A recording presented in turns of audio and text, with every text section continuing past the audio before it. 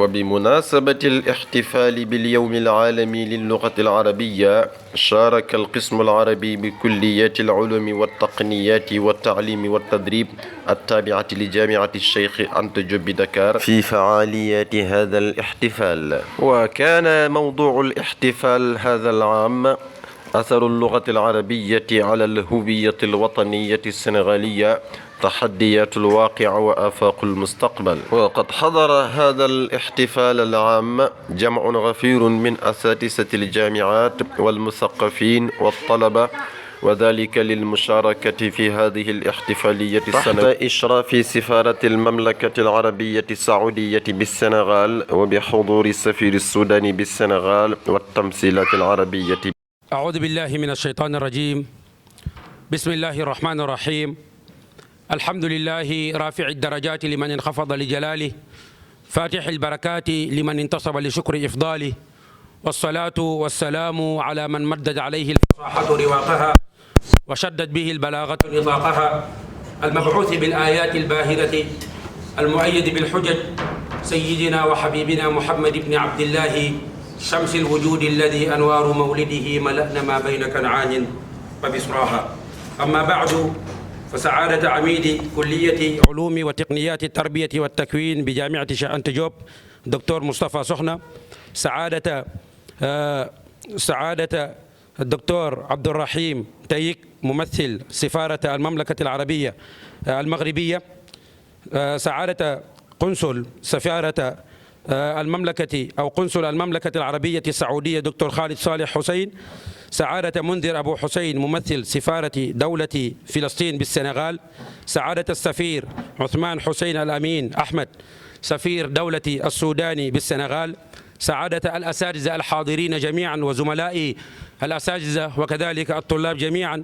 يسرني في مستهل هذه الجلسة أن أحييكم جميعا بأحر التحيات، تحية ملؤها المحبة والمودة ومبعثها الإجلال والتقدير، تحية تلوح في أفق سمائكم قمرا وتلوح في جنبات ساحاتكم الفيحاء مسكا وعنبرا، أن السلام عليكم ورحمة الله وبركاته. إخواني الحضور، إنه لسعادة أن تجتمع هذه الوجوه النيرة التي اجتمعت هنا للاحتفال باليوم العالمي للغة العربية، تلك اللغة التي جعلها الله سبحانه وتعالى وعاء لشريعته، فقال جل شأنه: وإنه لتنزيل رب العالمين نزل به الروح الأمين على قلبك لتكون من المنذرين بلسان عربي مبين. وقد اجتمعت جهات لتنظيم هذا اليوم، أقسام اللغة العربية بجامعة الشيخ أنت جوب، وكذلك المعهد الأساسي لإفريقيا السوداء، وكذلك قسم التعليم العربي بوزارة التربية الوطنية، وكذلك المعهد الإسلامي بدكار، وبدادية مفتشي التعليم العربي بالسنغال، وكل هذا تحت رعاية السفارة المملكة العربية السعودية بالسنغال. وإن أول ما نستهل به هذه الجلسة آي من الذكر الحكيم يشنف بها آذاننا الدكتور حماد، فليتفضل مشكورا.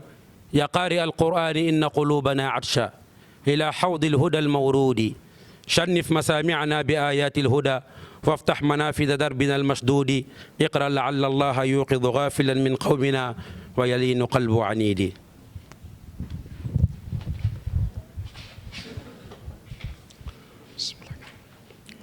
بسم الله الرحمن الرحيم.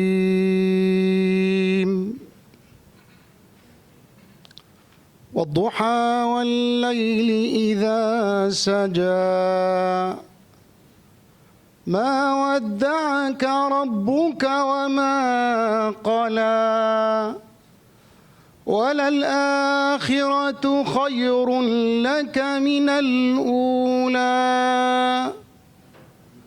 ولسوف يعطيك ربك فترضى ألم يجدك يتيما فآوى ووجدك ضالا فهدى ووجدك عائلا فأغنى فأما اليتيم فلا تقهر وأما السائل فلا تنهر وأما بنعمة ربك فحدث صدق الله العظيم. صدق الله العظيم وبلغ رسوله النبي المصطفى الكريم ونحن على ذلك من الشاهدين. الإخوة الحضور، برنامج اليوم يتوزع حسب الآتي: لدينا جلسة افتتاحية وسيرأس هذه الجلسة الدكتور مصطفى سخنة عميد هذه الكلية، وبعد هذه الجلسة تعقبها جلسات علمية تحت عنوان الرئيس أثر اللغة أو أثر اللغة العربية في المحافظة على الهوية الوطنية، تحديات الواقع وآفاق المستقبل. وهذا العنوان الرئيس سيتفرع إلى عناوين.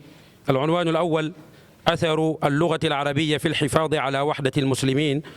والعنوان الثاني: أثر اللغة العربية في الحفاظ على الثقافة الإسلامية في السنغال. والعنوان الثالث وهو الأخير: أثر الحرف العربي في اللغات المحلية، تحديات وآفاق. الجمع الحضور، عندما تجتمع هذه الوجوه قبل تحويل الكلمة إلى رئيس الجلسة لا بد من ترحابكم، فتبقى الكلمات أمامي حيرة بيد أن لسان الحال يقول: لو علمنا مجيئكم لفرشنا مهج القلب أو سواد العيون، وجعلنا فوق الجفون طريقا ليكون المرور فوق الجفون.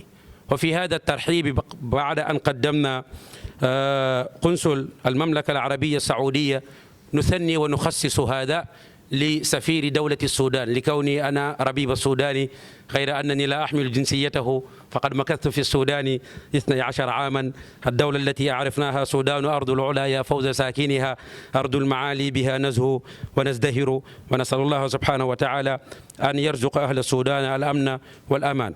كما أننا أيضا نرحب ونحيي الدكتور منذر أبو حسين ممثل سفارة دولة فلسطين، ونسأل الله سبحانه وتعالى أيضا أن يفك الأسارى وأن يحرر فلسطين، تلك الأرض الطيبة التي كان فيها أول قبلة.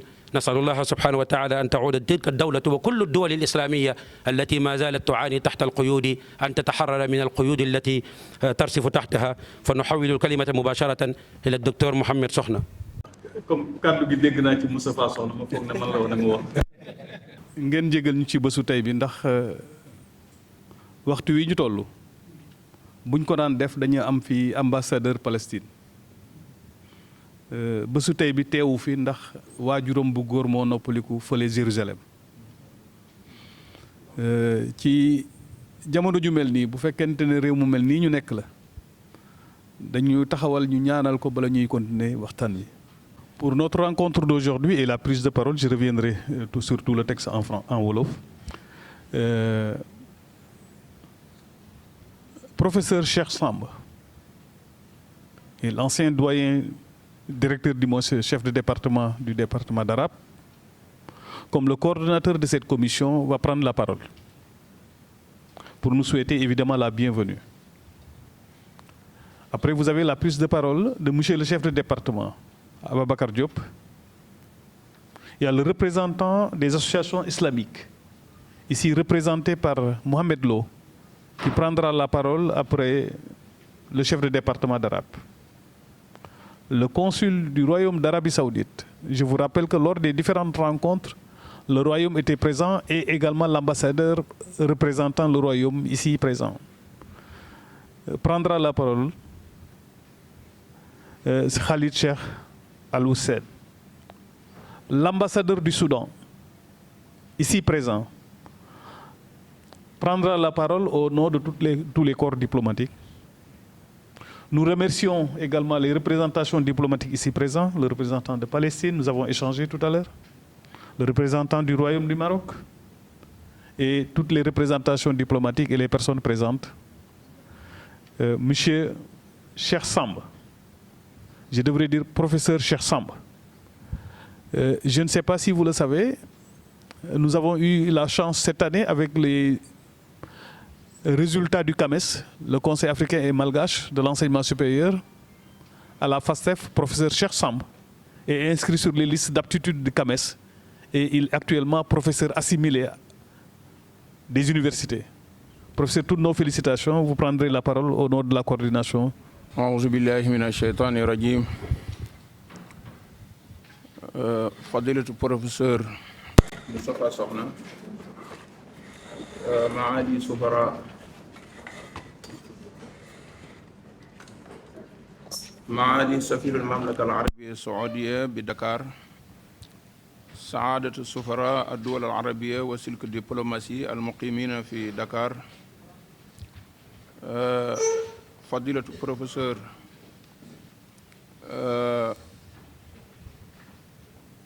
مصطفى صقنا عميد كلية علوم والتكنولوجيا التربية والتكوين، رؤساء الأقسام، رئيس قسم اللغة العربية بفاستيف دكتور أبا بكر جوب، ضيوفنا الكرام المدعوين والمدعوات من العلماء والمشايخ والدعاة، ورؤساء الأقسام وجميع الإخوة من طلاب العلم، السلام عليكم ورحمة الله وبركاته. في البدء أود أن أرحب بسيادتكم في هذا المقام المبارك وفي هذا اليوم التاريخي ترحيبا موقرا على قدر مقامكم، أصالة عن نفسي ونيابة عن زملائي الأفاضل العاملين معي في هذه التنسيقية التي تجمع جهات متنوعة تعمل كلها في مجال تعليم اللغة العربية ونشر هذه اللغة التي نزل الله بها كتابه العزيز والسنة نبينا محمد صلى الله عليه وسلم.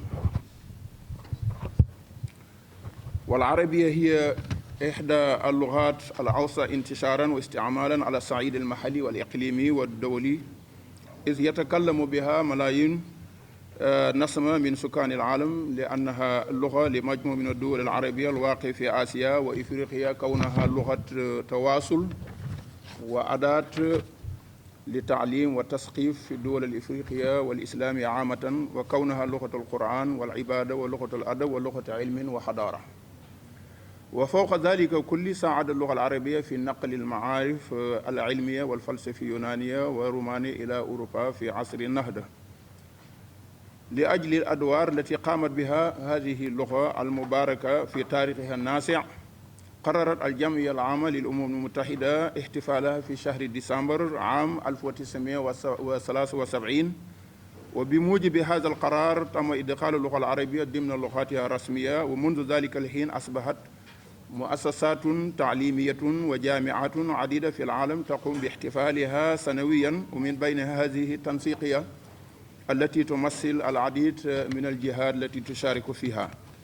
والجدير بذكر في هذا الاحتفال هو أن موضوع الاحتفال معنون أثر اللغة العربية في المحافظة على الهوية الوطنية، تحديات الواقع وآفاق المستقبل، حرصا على توحيد الأمة الإسلامية والعربية التي تشترك في هوية واحدة ومسير واحد أو موحد. تم الاهتمام بهذا الموضوع. أيها الجمع الحضور، قبل أن أختم هذه الكلمة اسمحوا لي أن أشكر سفارة المملكة العربية السعودية بدكار التي قامت برعاية هذا الاحتفال ودعمته دعما ماديا ومعنويا بفضل سفيرها الذي اعتاد تقديم هذا الدعم الصحي سنويا، الذي سهل لنا القيام بهذا التنظيم على هذا الوجه المطلوب.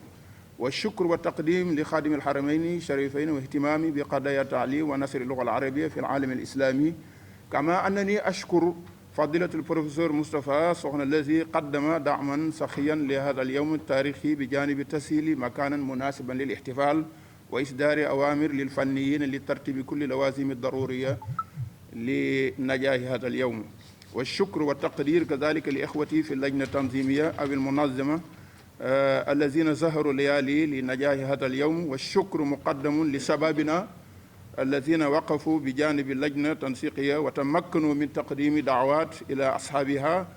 ونشكر كذلك الفنيين الذين يقومون بتركيب جميع الأجهزة والوسائل التكنولوجية المطلوبة لتقوم بدور محوري مكمل ومساعد في توصيل الصوت والصورة إلى المتابعين والمشاهدين على مستوى العالم.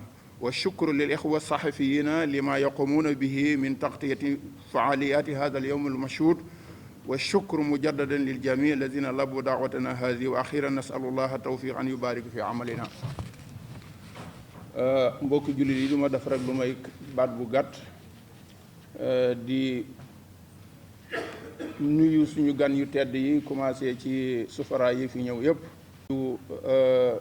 chef de département yi Ousmane Ndiogou Thiaw ak docteur Ababacar, di nuyu professeur Moustapha Sokhna ak oustaz Mouhamad Lo ak mboolem suñu gan ñi nga xam ne ñu ngi fi ak docteur Moustapha Ly, yéen ñëpp ñu ngi leen di nuyu ak suñu gan ñu tedd ñi nga xam ne woote na ñu wuyu ñu.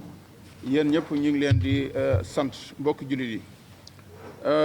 du ma guddal, xam nga rek journée bi dafa nekk journée bu tedd ci ñun, ndax année bu nekk ñu taxawal ko lëkkaloog ay mbooloo wala ay muassasaat yoo ay établissement yoo xam ni dañuy yëngatu ci wàllu njàngale. wax dëgg yàlla muy aqsaam yi ci nekk ci jaamiatu Dakar, muy mahadul islami, muy xismu luxal arabi wasarat tarbiya wala alwidaadiya li mu fàtti si luxal arabiya. ñun ñëpp ñooy ànd année bu nekk di taxawal lii nag buñ koy taxawal mooy luxal arabiya dafa am fu ñu fare ci suñu wàllu diine, mu fare waa ni ci suñu wàllu culture. bu ñu amee tey culture boo xam ne bi moom la ñu njëkk bind tey ci histoire ci lu bëree bëri, luxal arabiya participe na ci lu bëree bëri. mu génneel ñu ay borom xam-xam yu màgg tey fii ci réew mi nga xam ne tey dañ leen di damoo, ñi wattul ñi diini ji, ñi bind ci lislaam lu bëree bëri. kon yooyu yëpp dafa nekk ay mbir yoo xam ni tey luxal arabiya bu fekkee dafa am ñu koy feetu, ñun dañ cee gën a yella. kon mbokk jullit yi, xam ngeen ne luxal arabiya dafa bokk ci loxaat yi gën a màgg ci Nations Unies. mu nekk langue boo xam ne bii ci biir langue yooyu la bokk léegi, kon nekku langue bu ndaw. ak li mu liggéey ci civilisation, ak li mu liggéey ci suñu ci xam-xam, li mu dajale ci xam-xam, ak li mu yëkkati ci ay civilisation. kon langue boobu mënuñu ko bàyyi mukk noonu mu di ko ci maanaam daal duñ ko sonne, kon dañ ko war a sonne mbokk jullit yi. kon daal ren comme que dañoo indi thème boo xam ne bii mooy jeexantil bi nga xam ne langue arabe daf koo am ci suñu dëkk yi, ci suñu jullit yi. ñun jeexantil boobu dafa leer côté yëpp. ñu ne kon il faut ñu def ci ay thème jéem ci waxtaan. du ma guddal, damay wax rek na ñi ngi santaat li nga xam ne mooy ambassadeur bu Arabie Saoudite, nga xam ne moom toujours daf ñuy jàppale, dañuy financé. di sant kadalika docteur Ousmane Mohamed Hussein nga xam ne moom itam année bu nekk dafay ñëw, macha allah. di ko sant di ñaan Soudan yàlla delloo ko ci jàmm ak salaam.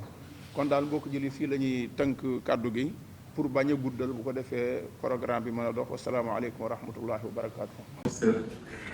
Cheikh Samb, ñu jox kàddu gi docteur Ababacar Diop, chef de département d'arabe de la FASTEF. Docteur, vous avez la parole.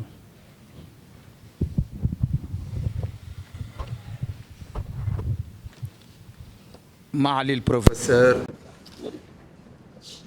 مصطفى سخنا عميد كلية علوم وتقنية التربية والتكوين،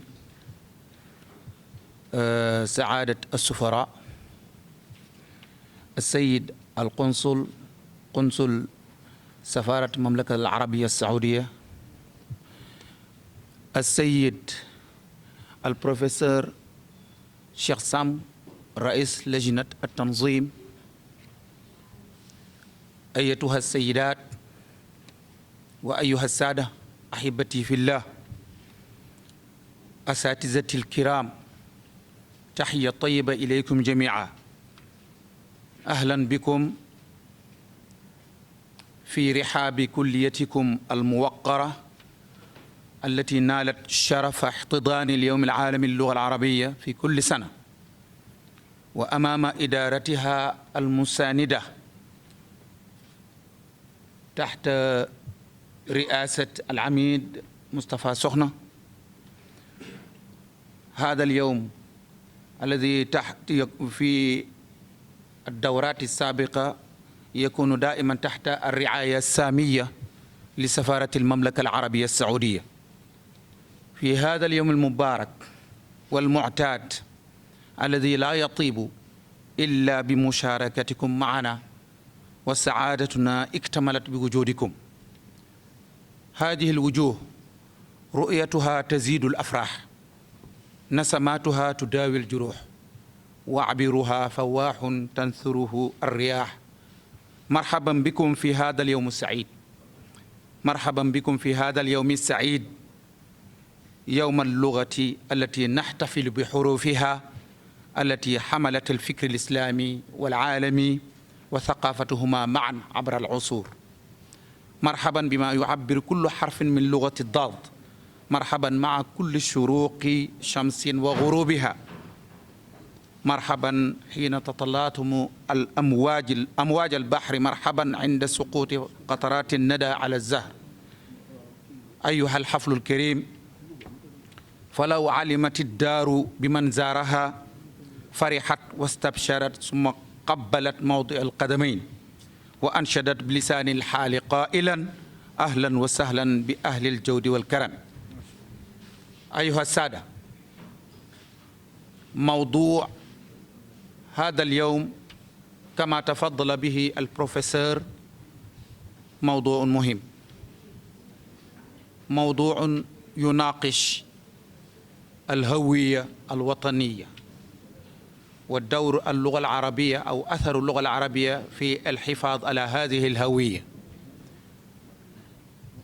لنا الهوية الإسلامية، ولنا الهوية الوطنية، ولنا أيضا الهوية الثقافية. هذه الهويات كما نعلم جميعا تحتضنها اللغة العربية منذ بعثة النبي صلى الله عليه وسلم، ممكن أن نقول قبل ذلك، لكن هذه اللغة لعبت دورا كبيرا بعد نزول القرآن الكريم. ولنا مداخلات أو أوراق علمية، وبآرائكم إن شاء الله يزداد المكان بهجة، أو بمشاركتكم وتعليقاتكم بهذه الأوراق. ونريد أيضا أن نؤكد في هذه الجلسة بأن قسم اللغة العربية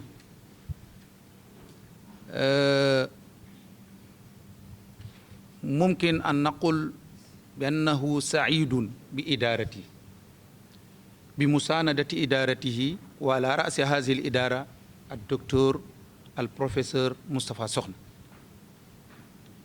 هذه المساندة ظهرت في جميع أنشطة القسم، سواء أنشطة بيداغوجية أو أنشطة رياضية أو أنشطة إدارية أو أعمال إدارية. فإذا الشكر والتقدير والاحترام للبروفيسور مصطفى سخن. السلام عليكم mbokki jullit yi. bëgguma guddal bu baax ndax professeur dafa war a dem léegi ci benn réunion boo xamante ni commencé woon na ko, waaye li professeur Cheikh Samb ñëw duma ci dellu si ndax liñ war a dégg lépp ci bés bi wax na ko. li may dalal it def na ko ay ganam, li may ñëw rek di ko seedeel mbooloo mi ginnaaw ba nu jiitalee ci nuyoo bi amidul kulliya muy le doyen de la faculté al professeur Moustapha Sokhna, teg ci corps diplomatique bi teg ci it ki nga xamante ni moom mooy yor coordination bi muy professeur Cheikh Samb. diñuy ñëw rek di wane suñu mbégte ci turu département d'arabe, wane suñu mbégte ci turu département d'arabe mi am chance faculté am di organiser wala boog di dalal chaque année bés bu toll nii. loolu chance lañ ko tuddee ndax yombul ëmb département yëpp ak institut yëpp ñëw ñu ànd ak ñoom di organiser bés bi fii loolu chance la ci département d'arabe, chance la ci faculté bi kon loolu teraanga la joo xamante ni defal nañ ko faculté bi defal nañ ko département d'arabe liñ ciy bëgg a wax ci côté boobu rek mooy département d'arabe day xëj na liggéey bu nekk du ñàkk mu am lu ko manqué wala mu am jàmbat mais sunu jàmbat day bariwul lool te li ko waral mooy dañu am benn direction boo xamante ni département bi mu gën a jox bopp département d'arabe ci la bokk ba tax na lépp loo xamante ni tey ñu ngi koy organiser mbaa ñu bëgg ko ci activité pédagogique wala it mbir moo xamante ne dafa làmb ci wàllu maanaam administration ñoom seen taxawaay da ciy rafet lool mën naa wax ne danañ ca def ba def luñ mënut kon loolu bu bés bu toll nii ñëwee dinañ ko seedeel mbooloo ma fi daje te loola nag di taxawaay boobu ka nekk ca bopp ba muy professeur Moustapha Sow keroog bu ko yàlla falee mu nekk doyen mu ngi ci 2e édition wala 2e mandat dafa jëloon département d'arabe def ko muy suseem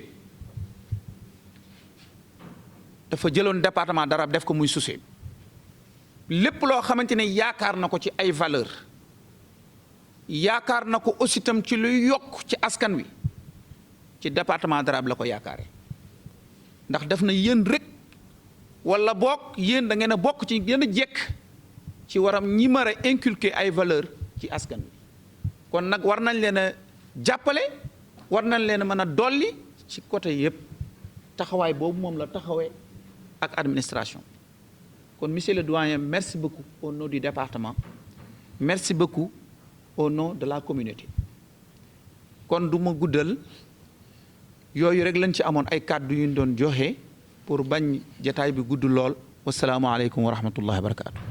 Vous me permettrez, chers participants, de donner la parole aux représentants des associations islamiques. Les associations sont représentées par Mohamed Lo, qui était le chef de département d'arabe avant de prendre sa retraite ici à la faculté des sciences et technologies de l'éducation et de la formation.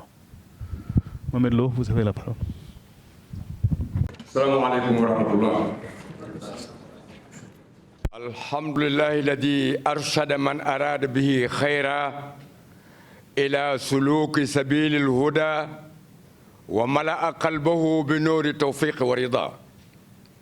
Wassalatu wassalamu ala habibil qulub wa rabbil alamin sayyidina Muhammadin salawatullahi wa salamu alayhi. Maali Sayyid Al-Amid Moustapha Sokhna wa maali خنصل المملكة العربية السعودية بدكار وعفوا كنت أقول قبل معالي سعادة سفير السودان بالسنغال السيد عثمان حسين الأمين أحمد وسعادة قنصل السعودية بدكار السيد خالد صالح الحسين وممثل السفارة المغربية عبد الرحمن التاي وممثل دولة فلسطين الحبيبة منذر أبو حشيش وأعضاء لجنة التنظيمية لجنة التنظيم لهذه المناسبة وسعادة رئيس قسم اللغة العربية بدكار الأستاذ بابكر جوب والإخوة الأساتذة. في الحقيقة أشعر بفرح شديد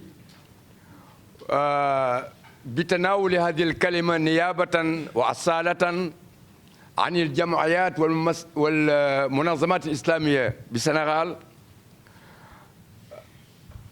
دعوتكم لنا لحضور هذا الحفل في الحقيقة أثلجت قلبنا كما يقولون.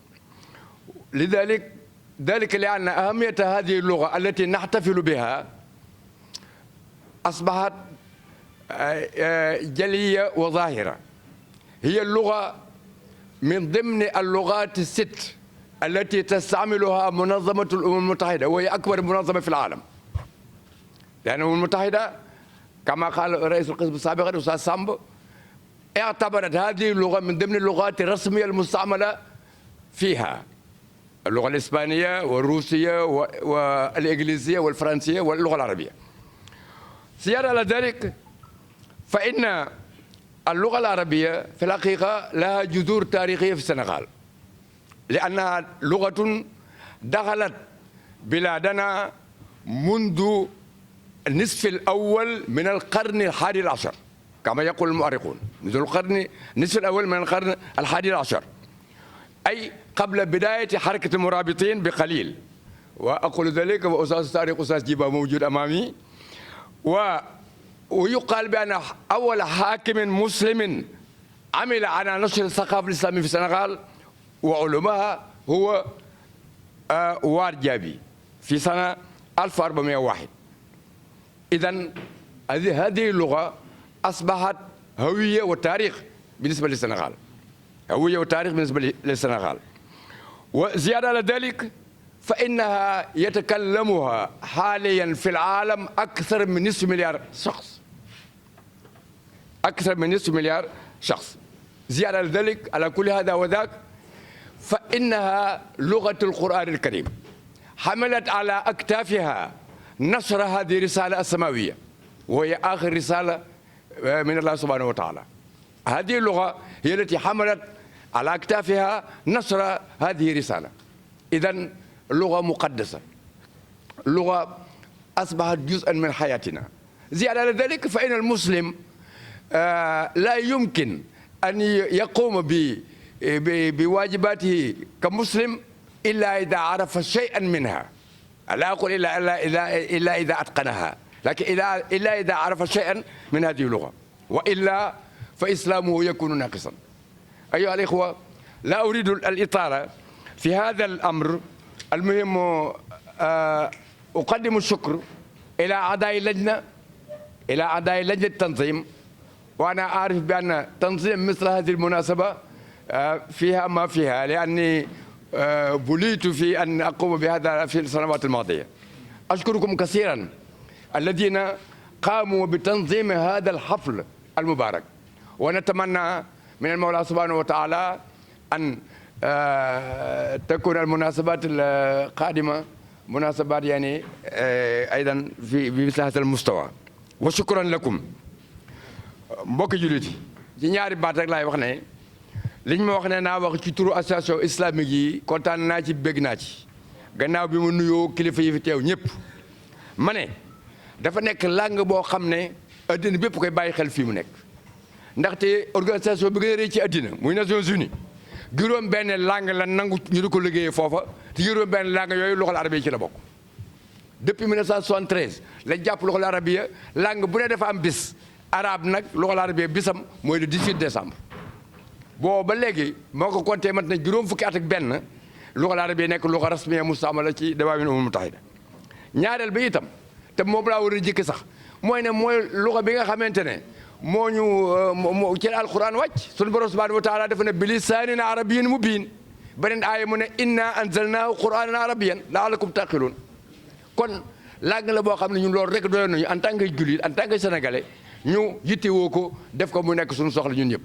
te itam duggoom ci réew mi yàgg na lool ëpp na mi ngi nekk depuis 11e siècle. loolu lépp day wane ne ko asbaha juz'an min hayatina, asbaha juz'an min hayatina al-lugha al-arabiyya. kon loolu rek laa bëggoon a wax ci gàttal di sant bu baax ñi nga xam ne ñoo taxaw bis bii organiser ko. ndax organiser ko xam naa ne man coono bi ci nekk xam naa ko ndax at yi passé yàlla na toone ma doon ko organiser kon boo xam naa li ci nekk ñu ngi leen sant leen gërëm. monsieur le doyen moom laa jëkki woon moom laay mujjee doyen ñu ngi sant bu baax di la gërëm. Ababacar wax na sa taxawaay ci loxol arabe ci xisba bi loolu man béttu ma ndax xam naa ci dara. ñu ngi lay ñaan suñu borom subhanahu wa taala yàlla may ndam yu bëree bëri. asalaamaaleykum wa rahmatullah.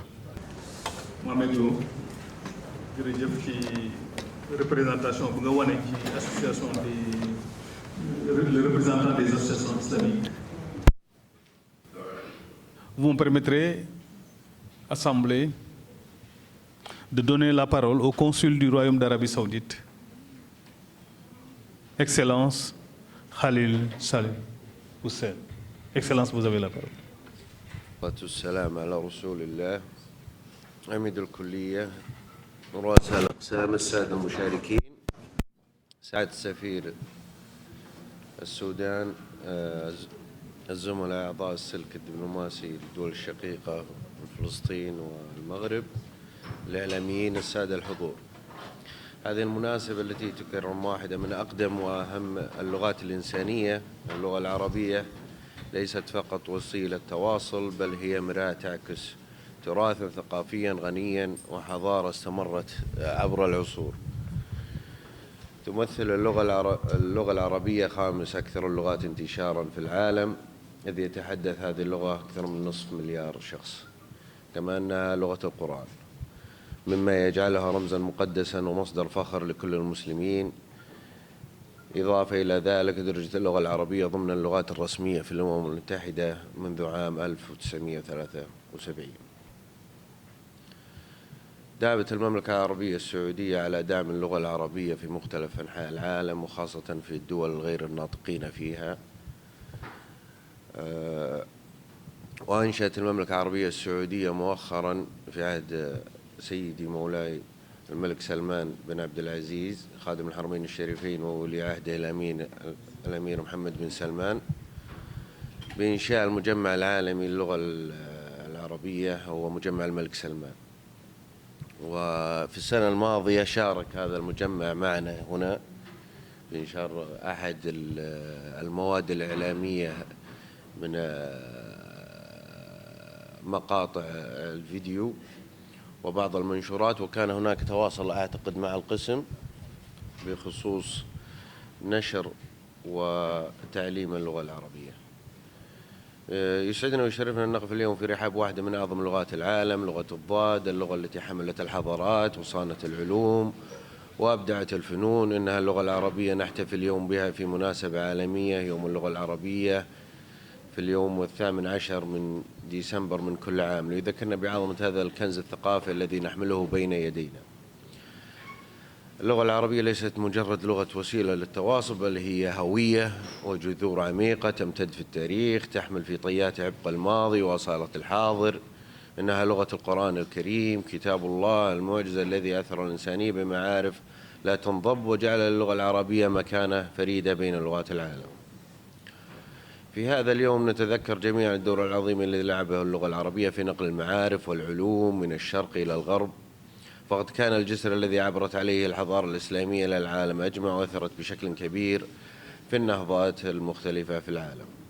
السادة الحضور، أن الاحتفال باليوم العالمي للغة العربية ليس مجرد تكريم للغة، بل هي دعوة للمحافظة عليها وتعزيز استخدامها في مختلف مجالات الحياة. فاللغة العربية تواجه اليوم العديد من التحديات، من انتشار اللهجات المحلية، تراجع استخدامها في البحوث العلمية والتكنولوجيا.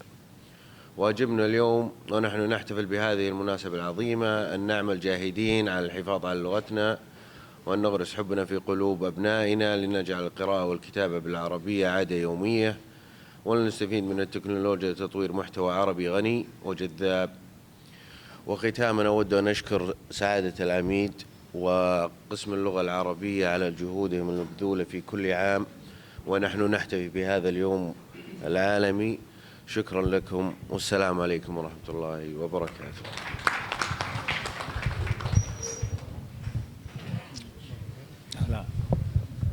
fi teew ci gàttal ci li mu wax rek mooy langue arabe dafa nekk langue bu am solo boo xam ne bii langue alquran la, langue xam-xam la, waaye itam langue la boo xam ne bii dafay liggéeyal doomu aadama malgré difficulté yi mu am, défi yi mu am, yooyu yëpp ànd ak yooyu dafa nekk langue boo xam ne bii bu am solo la ci suñu dund. kon nag mu nekk loo xam ne li kon dañ ko war a toppatoo, war ko wattu.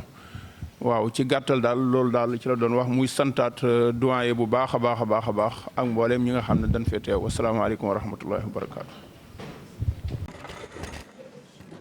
Nous allons donner la parole à l'ambassadeur du Soudan, Ousmane Hussein. بسم الله الرحمن الرحيم. الحمد لله والصلاة والسلام على رسول الله الأمين وعلى صحبه أجمعين ومن والاه.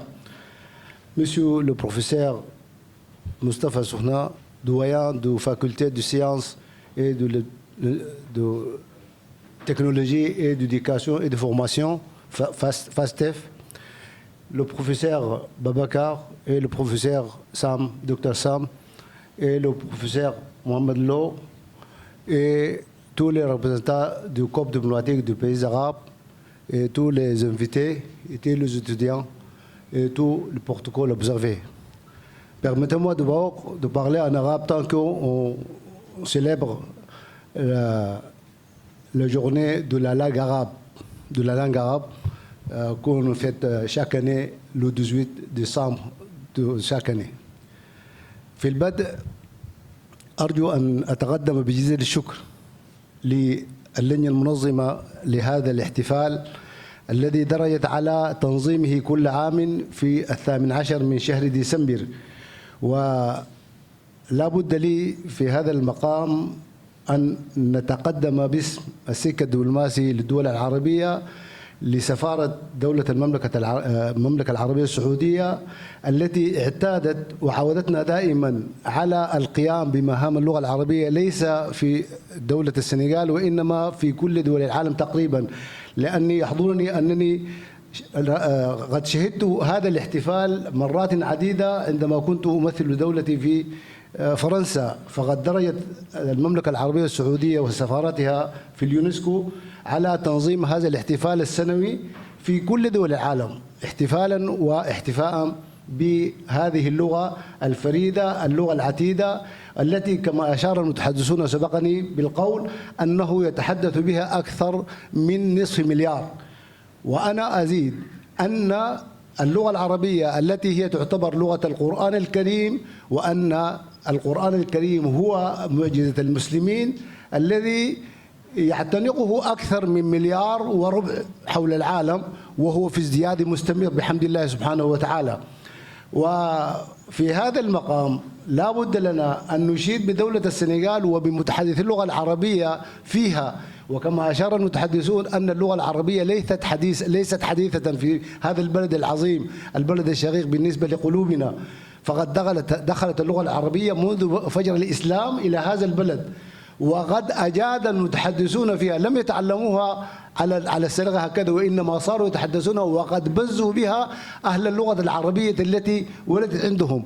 ويحضرني في ذلك المقام الشاعر السنغالي رحمه الله الشيخ عبد الله الذي فاز بجائزة اللغة العربية عندما أعلنت هيئة الإذاعة البريطانية باللغة العربية مسابقة في مدح المصطفى في مولد النبي صلى الله عليه وسلم، وتقدم بقصيدته المشهورة والتي أورد فيها سور القرآن الكريم قاطبة، ففاز الشاعر السنغالي والذي ليس مستعربا، هو من المستعربين وليس من متحدثي اللغة العربية، فاز بهذه الجائزة عندما تنافس حولها أكثر من 1200 متنافس من جميع دول العالم العربي والإسلامي، فاز بها السنغال. وهذا ما يؤكد ضلوع وثبات قدم الإخوة السنغاليين في اللغة العربية والذين بزوا فيها أهل اللغة التي نشأت في ديارهم.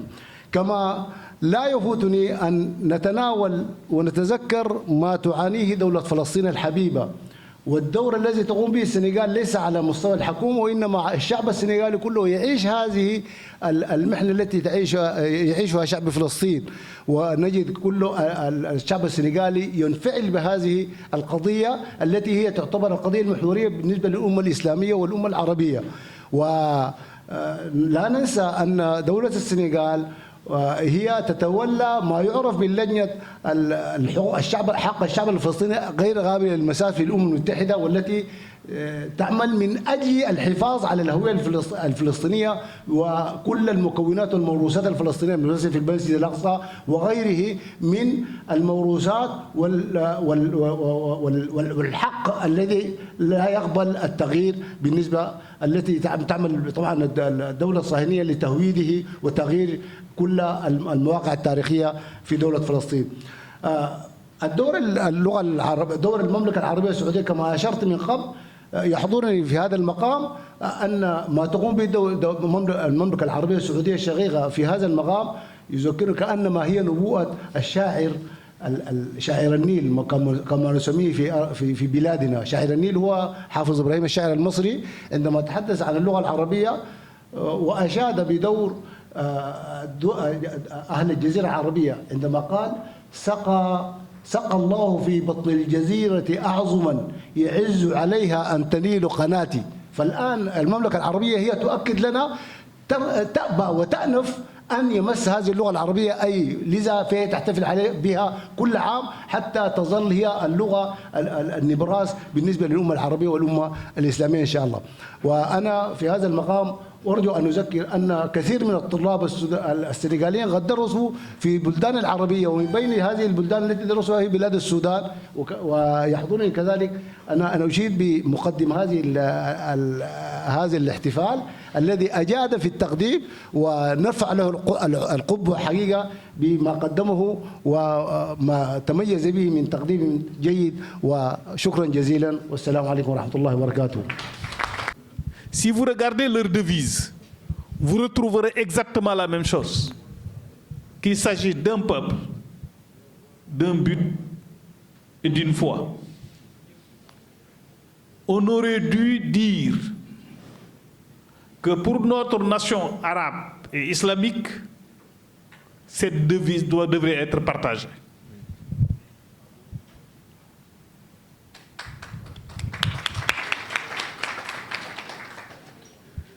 Cette unité culturelle,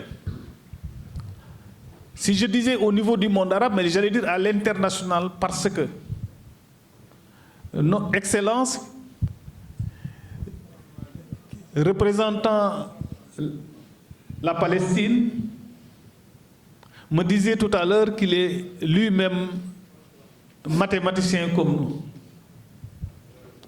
Vygotsky nous dit, qui est l'un des maîtres lorsqu'on parle d'éducation,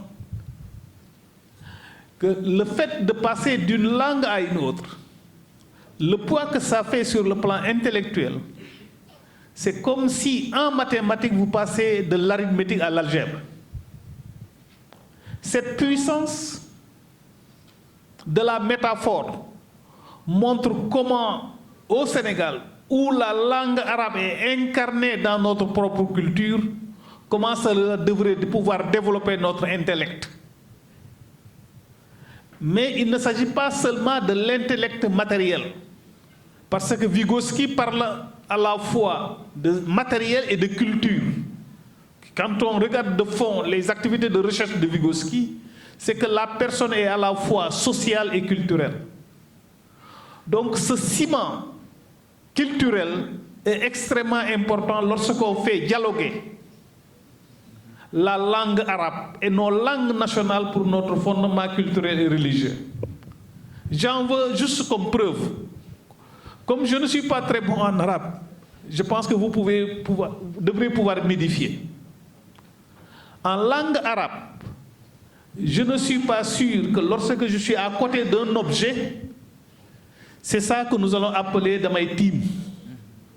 Ce mot wolof où je suis très proche, et l'autre qui dit « je l'ai attrapé » donne une signification du mot religieux « damay tiim » ou « damay jàpp ». Le mot arabe, très certainement, ce n'est pas « tiim ». Si on le traduit textuellement, et le mot arabe, ce n'est certainement pas « dama koy jàpp ». Et le fait de pouvoir traduire des mots en concept et en vécu, c'est ça le fort de nos anciens et qui est une activité hautement didactique lorsqu'on enseigne. Vous allez voir les chines, comment ça s'écrit. Est-ce que c'est du chine de Géminitil ou bien de l'autre? Ça, c'est une activité hautement forte lorsque vous travaillez sur l'intellect de l'humain, et c'est la racine didactique de notre enseignement. Si ces questions sont interrogées dans une faculté comme la nôtre, vous verrez que c'est un pan culturel qui est ici interrogé pour organiser nos enseignements et apprentissages. L'autre élément, la FASTEF a pour mission la formation initiale et continue des enseignants. Et il s'agit ici de tous les enseignants, de la petite enfance à l'université. C'est pourquoi nous travaillons sur la pédagogie universitaire. la formation initiale et continue des corps de contrôle, quels qu'ils soient, des inspecteurs de l'enseignement moyen secondaire comme des inspecteurs de l'enseignement élémentaire. Les recherches dans les didactiques des disciplines, mais aussi les conceptions de matériel didactique. Sur ces différents aspects, nos collègues des départements d'arabe, les inspecteurs généraux de l'éducation et de la formation, les départements de psychopédagogie et autres, et le département d'arabe de la FASTEF, ont pu répondre sur une question hautement stratégique. Aujourd'hui, c'est l'enseignement de la langue arabe aux transitions de l'élémentaire et du lycée pour former la section C. Et je profite de cette occasion pour féliciter le département d'arabe d'avoir mis en place ce programme, de convaincre le ministère de l'Éducation nationale de démarrer ce programme et de le mettre en œuvre.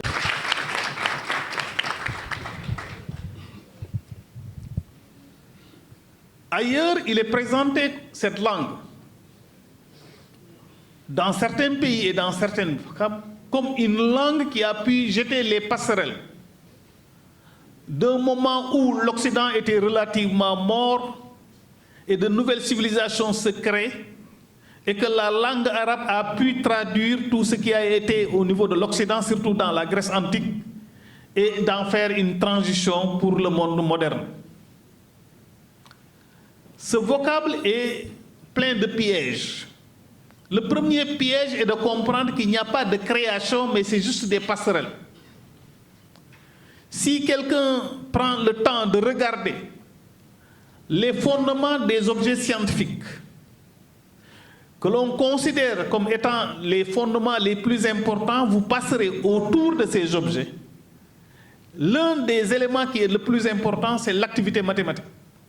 Et dans l'activité mathématique, les éléments les plus importants trouveront leur cadre dans les nombres et les chiffres. Et si vous les regardez de très près, ces éléments-là sont d'abord arabes, algèbre et fondements mathématiques algébriques, avant de devenir des éléments d'une autre culture. Donc ce n'est pas un élément de passerelle, mais c'est un élément de créativité avant d'en faire un objet de passerelle. Je pense que cette discipline, vous pouvez me corriger, quand on parle de riyadiyati, on est sur une activité intellectuelle comme si on était en train de faire de riyada. Je ne suis pas sûr que si vous traduisez mathématiques en français ou dans les autres langues, cette activité intellectuelle va émerger par le nom mathématique ou mathématiques si vous êtes dans une autre langue occidentale. Pour dire comment cette culture est très profonde dans ces passerelles. L'autre élément sur lequel maintenant nous devons faire très attention,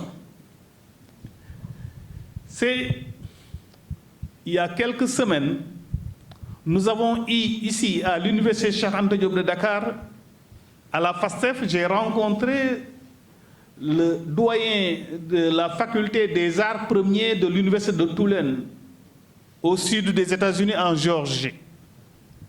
Ce monsieur était tout fier de venir rencontrer Moustapha Sokhna parce qu'il pensait que toutes les discussions se passeraient en arabe.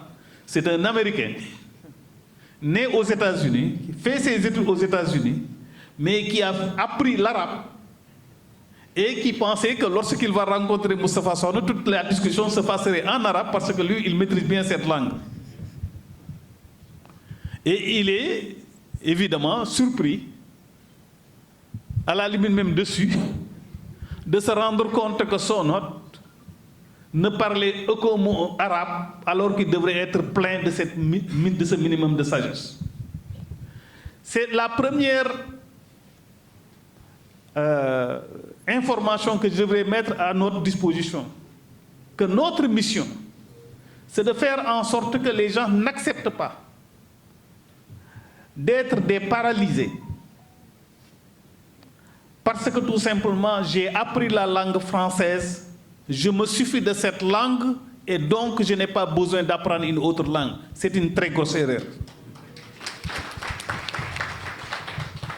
Et j'avoue que je suis l'exemple patent qui en souffre. Parce que très tôt, j'ai eu l'occasion et j'ai eu la chance d'apprendre la langue arabe. Mais parce que nous sommes allés faire des mathématiques et nous avions pensé qu'un bon mathématicien, il n'a pas besoin d'autre langue que la mathématique parce que ça suffit comme langue. Mais aujourd'hui, je pense que depuis que je suis là, on ne parle peu de mathématiques et on est obligé de communiquer avec les autres. Et la langue, comme je l'ai dit tout à l'heure, dépasse cette question de communication.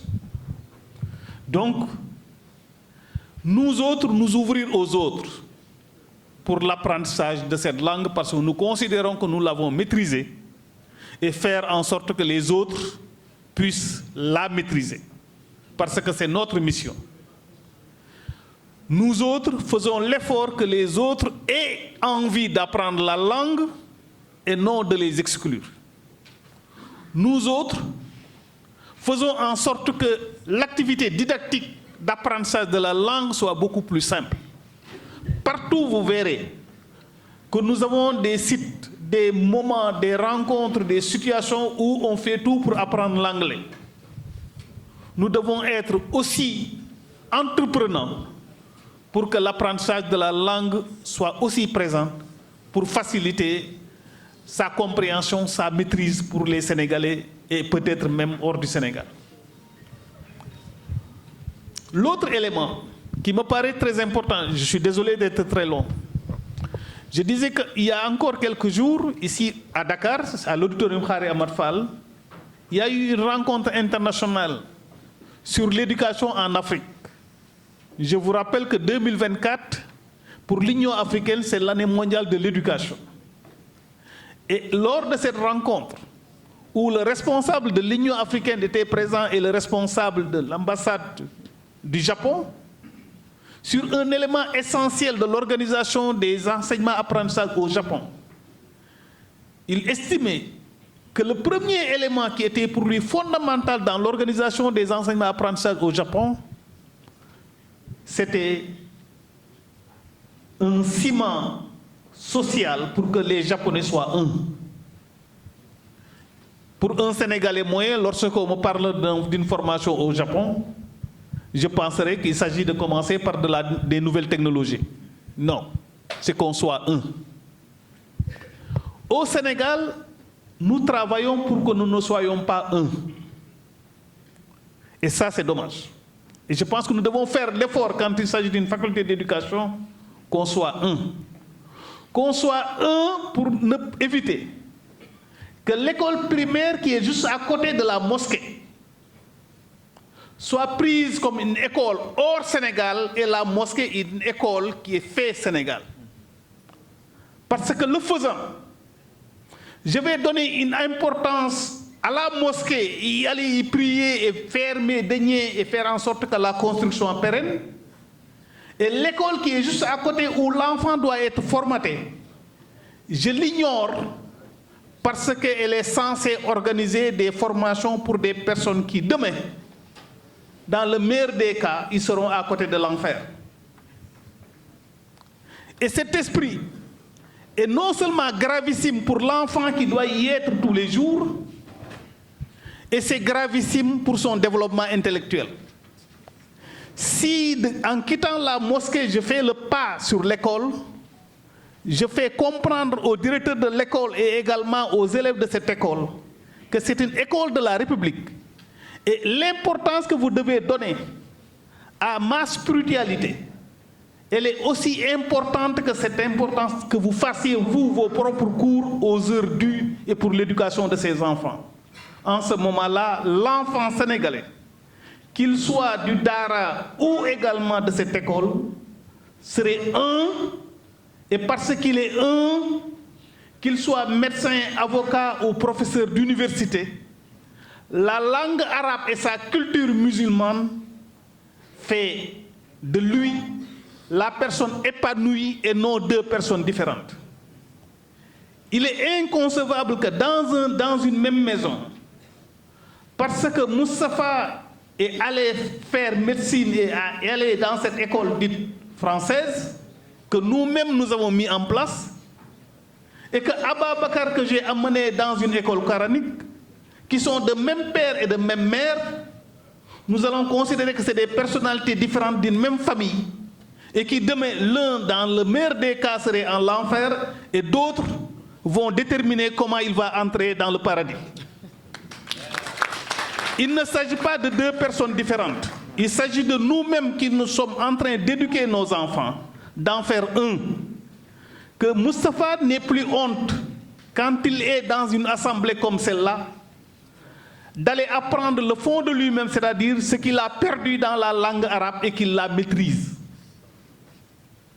Et que Ababakar sait que la langue française ou la langue anglaise ou la langue espagnole est une langue qui va l'aider à s'épanouir et à également communiquer avec d'autres pour qu'on fasse un. Parce que nous sommes un, parce qu'on nous demande d'avoir un peuple, un but, une foi. Je vous remercie de votre attention.